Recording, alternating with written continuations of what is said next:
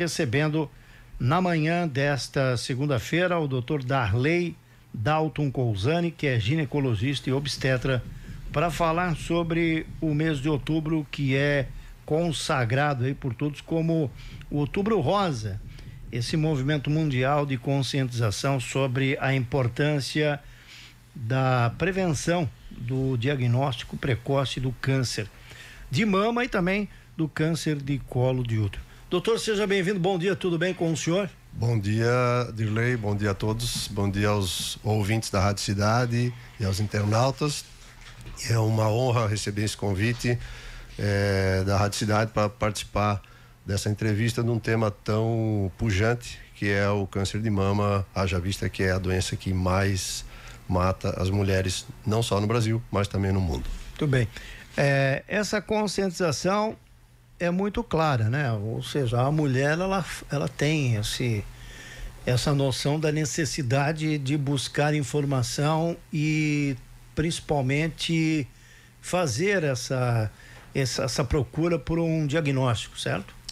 Sim, é uma doença que é relativamente fácil, né, de fazer a prevenção, mas muitas mulheres, infelizmente, não o fazem, tá? Por medo de achar alguma coisa, né? Tem muitas que a gente escuta, eu não vou me tocar porque eu tenho medo, né? E outras por vários tabus aí que falam do exame, da mamografia, enfim. É um órgão que está aparente, que está no lado externo do corpo, que é fácil de acessar, mas infelizmente ainda, Dirley, eu vou te dizer que estamos aquém do que deveria na prevenção. Então o senhor está dizendo que, por experiência própria de atendimento, que há um receio da mulher de fazer o exame para não saber que está com algum problema. Exatamente. Mesmo entendendo que isso pode causar uma situação pior, né? Exatamente.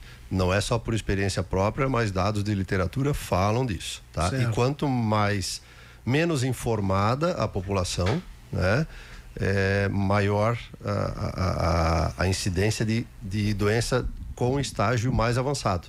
Que o que se quer, não só no câncer de mama, evitar, a gente vai falar depois como se pode evitar, mas enfim, muitas vezes você não consegue evitar, mas sim diagnóstico precoce. Essa é a palavra, essa é a frase. Diagnóstico precoce. Todos os cânceres, porque o câncer é dividido em vários graus, né? Se você pegar a doença num grau inicial, a chance de cura é acima de 95%.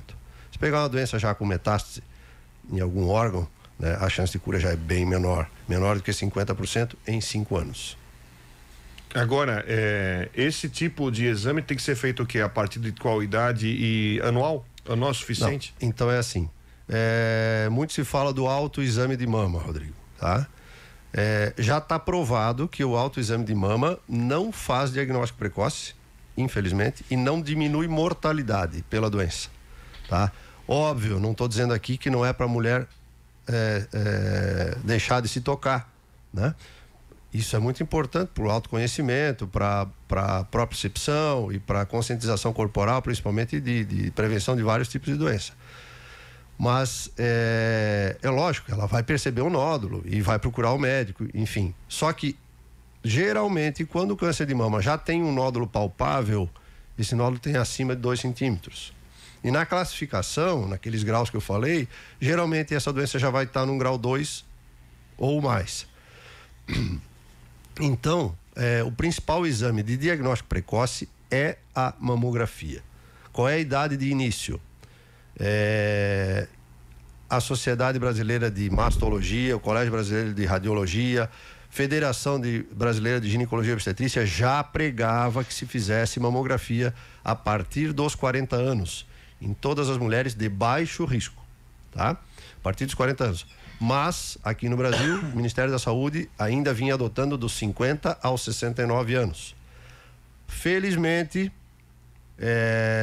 algum iluminado no Ministério da Saúde viu que economicamente e tudo faz sentido de diminuir a idade de rastreamento. Então, agora, em setembro desse ano, o Ministério da Saúde mudou. Toda mulher acima de 40 anos no Brasil tem direito a fazer mamografia pelo SUS, né? Desde que ela queira, que ela procure o serviço de saúde e o seu médico peça. E aí a frequência é em torno de a cada 2 anos, tá? E era de 50 a 69, agora é de 40 a 74. 23% dos casos de câncer de mama estão na faixa etária entre 40 e 50 anos. Então, vai diminuir a mortalidade bastante em começando esse exame com 40, que é o que a gente já faz na clínica privada, né? E mulheres de alto risco. O que é o baixo risco e alto risco? Infelizmente, histórico na família? Se fala muito em doença genética, o câncer de mama. Mas a gente tem que diferenciar de doença genética para doença hereditária. Só 5% dos cânceres de mama são hereditários. 95% vão acontecer ao acaso. Mas ela é doença genética por quê? Porque ocorre uma mutação genética nessas células da mama que vão fazer o desenvolvimento do câncer. Então, o que é o alto risco? Aquela mulher que tem a mãe ou irmã com câncer de mama, então parente de primeiro grau, tá? Aquelas mulheres que têm muitos casos na família de câncer de mama, ovário e algum homem com câncer de mama na sua família, que o homem também tem câncer de mama, embora raro, mas aí tem que pesquisar, existem umas alterações moleculares que a gente já consegue pesquisar para ver quem é de alto risco, tá? Quem fez isso há um tempo atrás foi a Angelina Jolie, todo mundo viu, ela fez esse exame, que é um exame genético, e detectou que ela tinha um alto risco, ela tirou as 2 mamas e botou prótese. Mas isso aí é uma coisa que é muito discutível, se realmente pode, se não pode, depende do país e depende da ética de cada lugar, né? Mas então, não é uma escolha? É uma escolha, mas aí envolve convênio em alguns lugares, né? Sim. Envolve saúde pública, você pode fazer isso pelo SUS? Não pode. Sim, entendeu? Sim, entendi. Então, mas se no caso dela lá, privado, você vai fazer, quero retirar. Sim, autonomia do paciente. Mas o médico tem que respeitar. Pode? Pode. O senhor acha que se tem dinheiro para pagar? Pode. É uma decisão da pessoa? Pode. Não tem nada relacionado à moral do trabalho fazer isso? Não. Então, assim, no alto risco, o que se preconiza? Por exemplo, a gente começa a mamografia com 40 anos. Nas mulheres de alto risco, a gente começa com 35 ou 5 anos antes do que a parente teve o câncer de mama. Se a mãe teve com 38, ela vai começar com 33. Se a mãe teve com 35, vai começar com 30 e assim por diante. Existem outros exames que não a mamografia. Tem ultrassom de mama, mas o ultrassom não faz diagnóstico precoce. Tá? O ultrassom ele serve para complementar a mamografia em mamas muito densas, que ainda tem muita glândula, o raio-x não penetra direito e a mamografia fica difícil de a gente interpretar. Esse é um caso. Outros casos que a mamografia vê algum nódulo e ela não consegue separar entre um nódulo sólido, um nódulo cístico, um nódulo de gordura, enfim. Então, o ultrassom dá essa ideia. E, mais modernamente, tem a ressonância magnética. A ressonância magnética de mama é um exame mais acurado, com a sensibilidade maior, pode ser feito já a partir dos 25 anos, naquelas famílias de muito alto risco, mas, assim, em termos de comparação dos exames, ela tem alguns falsos positivos, tá? O pessoal trata coisas, às vezes, que não era câncer e, às vezes, mutilações e tal, e então, também não é um exame que, vamos fazer para todo mundo. E custo, também falando, ele é muito mais custoso do que a mamografia. Então, basicamente, né, tem muito tabu. Eu gostaria que todos que estão nos ouvindo, né, tem muito tabu sobre a mamografia, tá? Que aperta a mama, que quem tem prótese vai estourar a prótese, que se tiver alguma coisa, vai fazer essa doença piorar. Não existe nada disso, tá? Isso é tudo fake news. Tá? Infelizmente fazem muita coisa para atrapalhar o que já estava consolidado, né? A mamografia é o exame de prevenção mais difundido não só no Brasil, mas no mundo, e diminui mortalidade. A gente fala tudo em câncer, tem que diminuir mortalidade. Então, o autoexame não diminui a mortalidade. A mamografia, com diagnóstico precoce, diminui mortalidade em até 25%. Doutor, falando ainda sobre mito, duas situações. Sim. Que eu já ouvi. Um trauma, uma batida, isso pode ser um início de um desenvolvimento de um câncer? Não. E outra, reposição hormonal. Certo. O trauma, não. Tá? O câncer, ele vai se originar de uma mutação genética. Tá? Existem os fatores já intrínsecos da paciente, que ela já nasceu com algum gene daquilo, ou ela vai ter uma modificação genética, uma mutação que vai fazer aumentar o risco da doença, assim como fatores externos, que a gente pode falar depois, como a alimentação, atividade física, estresse, tabagismo, alcoolismo, enfim, são vários fatores envolvidos, mas o trauma não. A reposição hormonal, tá? Então, assim, a maioria dos cânceres são hormônio dependentes.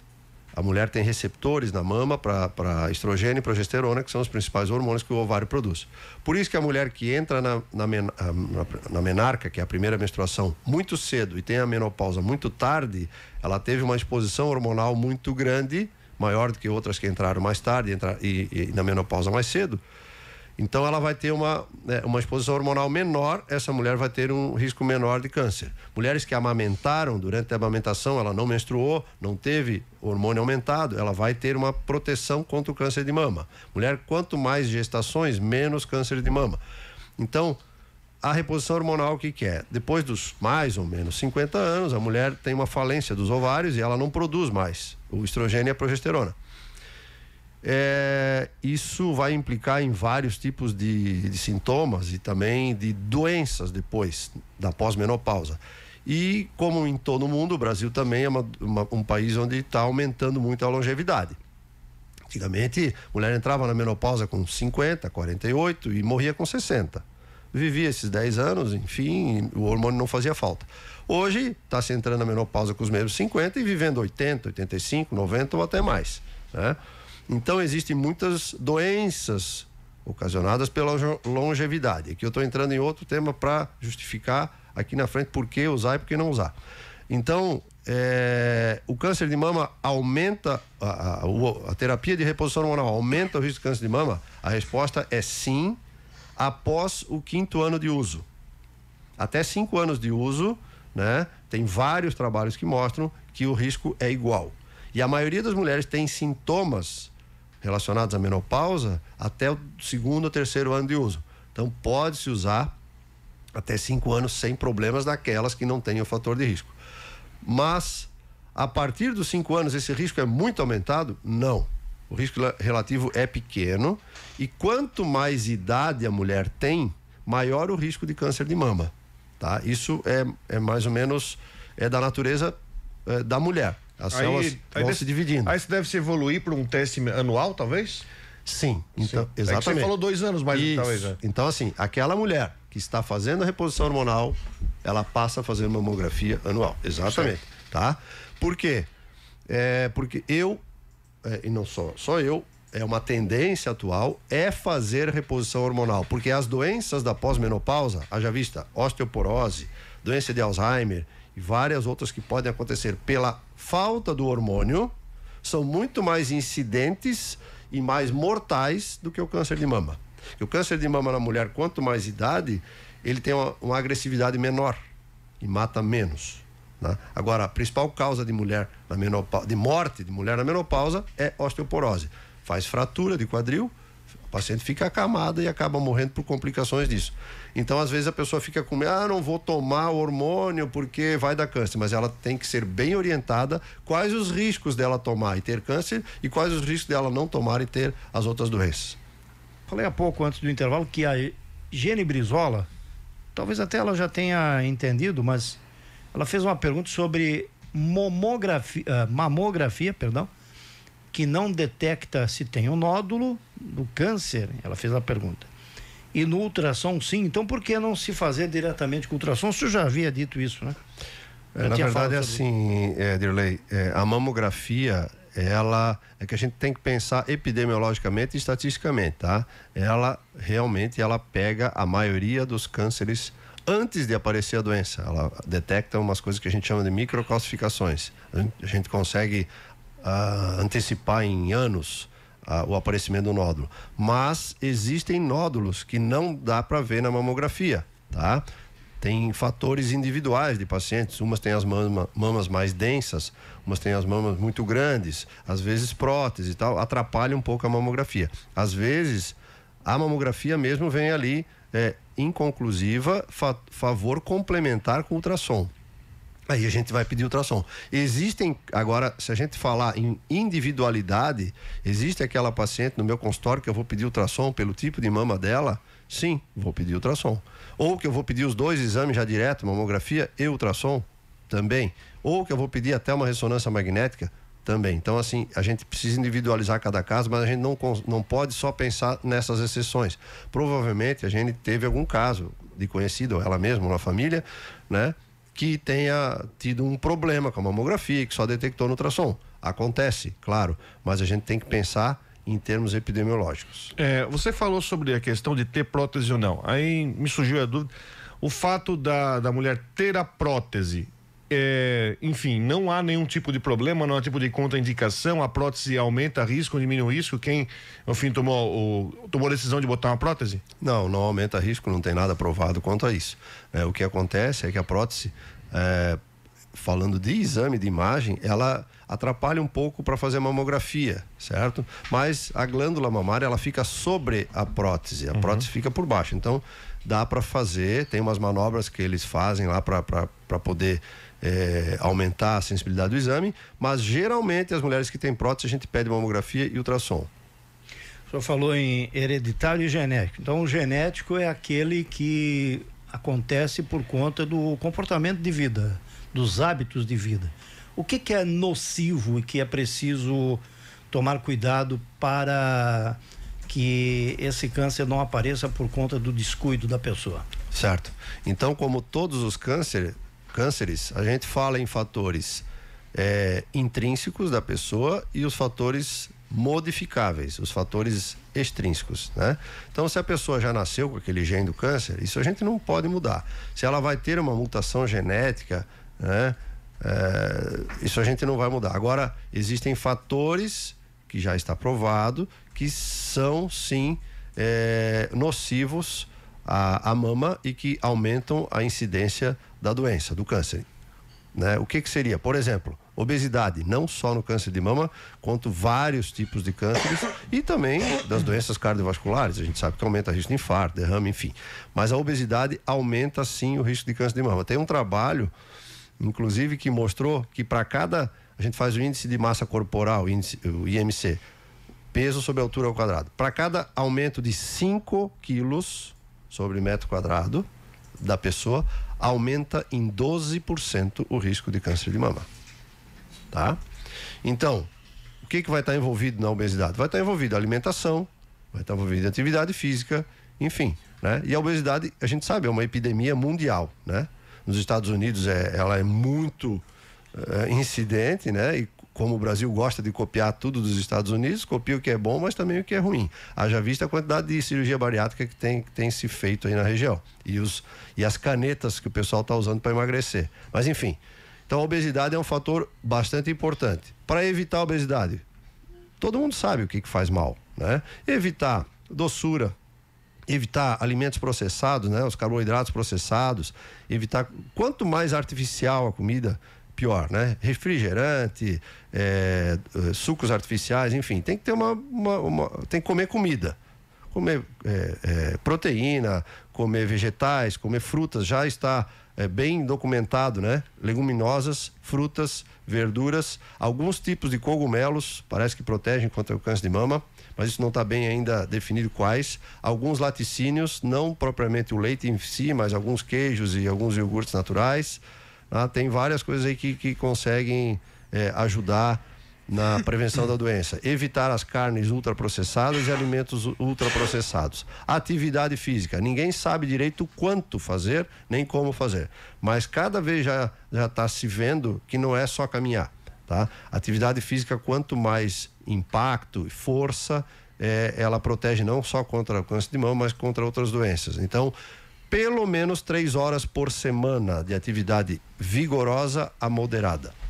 Uma pergunta aqui dos ouvintes, tem duas aqui na verdade. Uma mensagem da Brigitte, a Guita Beltin, então um abraço para a Guita, tá mandando aqui dizendo: excelente médico, muito esclarecedor, parabenizando pela entrevista. Obrigado, Guita. A Rutineia tá fazendo a seguinte pergunta: fiz mamografia e deu vários cistos agrupados, esses cistos podem virar câncer, doutor? Na verdade, os cistos agrupados é difícil ver na mamografia, tá? Cistos agrupados, talvez ela tenha feito um ultrassom para ver que era cisto, porque a mamografia ela vai mostrar umas manchas assim, para saber realmente se é cisto, é no ultrassom. Mas enfim, cisto não vira câncer, tá? Seja ele único ou agrupado, cisto não vira câncer. Tem alguns tipos de nódulos que podem sim malignizar, né? Mas cisto não. A Fátima faz uma pergunta, diz o seguinte: gostaria de saber, quem tem trombose pode tomar hormônio? Porque eu tenho trombose desde 2019, não tomo nada de hormônio, queria saber. Isso é um outro tema, né? Um outro tema bastante importante. Realmente a reposição hormonal, um dos fatores de risco que a gente não pode dar hormônio é para quem teve trombose, né? Existem alguns casos individualizados que a gente vai fazer com muita vigilância, né? Mas assim, com consentimento informado da paciente, da família e do médico, porque realmente vai aumentar o risco da própria trombose. Ô, doutor Darley, eu sei que nós temos que liberá-lo um pouco antes aí por conta do seu trabalho, mas o senhor falou que tem homens também que possuem uma tendência a ter o câncer de mama, né? O câncer de mama no homem, ele é tão agressivo quanto é para a mulher? Tem diferença, inclusive no diagnóstico, enfim, quais são os sinais? Na verdade, o câncer de mama no homem é muito raro, felizmente, muito raro. Eu não vou saber te falar a incidência, mas é muito raro, né? E por essa incidência muito pequena, ninguém vai ficar fazendo mamografia de prevenção em homem. Então, certo, infelizmente, o homem vai descobrir o câncer com o nódulo, né? Na autopalpação. Então, geralmente, quando se diagnostica, já não é uma doença inicial. Já é avançado. Sim. Tá certo. E ela, sim, tu perguntou se era agressiva igual a mulher? Sim. Agressiva, mesma situação. Certo. Muito bem, 8h36, quero agradecer aqui ao doutor Darley Colsani. Quer concluir com alguma coisa, doutor, por gentileza? Não, eu só queria agradecer mais uma vez pelo convite e espero que eu tenha conseguido elucidar. O meu objetivo aqui seria fazer com que mais mulheres façam mamografia. Se eu tiver conseguido cumprir isso hoje, para mim, eu estou muito satisfeito, porque a gente vê muita desinformação, infelizmente, sobre esse exame, que é muito importante. Só uma coisa, a Rede Feminina de Combate ao Câncer, ela possui convênio para mamografias também? Sim, possui. Eles fazem os preventivos e a paciente pode chegar lá que eles vão pedir a mamografia na idade correta. Eu falo isso porque de repente até uma mulher que não tenha, enfim, as condições, claro, pode procurar a Rede Feminina, que tem uma equipe já especializada nisso, e se precisar da mamografia pode fazer o encaminhamento. Sim, isso. E agora, como ela foi instituída pelo Ministério da Saúde, qualquer posto de saúde tem que estar informado, capacitado. Eu só não sei dizer, porque eu não sei qual é o fluxograma aqui de Brusque, né? Se ela vai ter que ir para a policlínica constar com o ginecologista, ou se o próprio médico da atenção básica, que deveria ser, pedir já a mamografia, até para evitar filas, enfim, na policlínica. É uma curiosidade, até para a gente encerrar de maneira rápida aqui, o Deoclésio faz uma pergunta que eu já ouvi falar muito, doutor. Até que ponto as questões emocionais podem desenvolver o câncer? Porque eu digo isso, porque eu já ouvi muito isso, a pessoa que retém muitos sentimentos, que guarda muito para si, ela acaba sendo uma forte candidata a desenvolver algum tipo de câncer. Aqui estamos falando do câncer de mama. Até que ponto isso tem algum fundamento? Tem fundamento, sim, não só para o câncer de mama, mas para vários tipos de câncer. Só que é um fator que não consegue se mensurar, né? Sim. É difícil fazer um trabalho científico com mulheres mais estressadas e outras menos estressadas, né? É muito fácil fazer com reposição hormonal, né?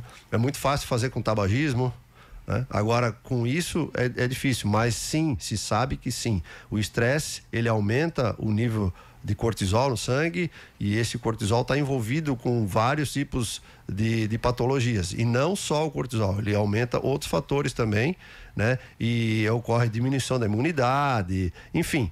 Então, sim, o fator emocional é desencadeante não só do câncer de mama, mas de vários outros tipos.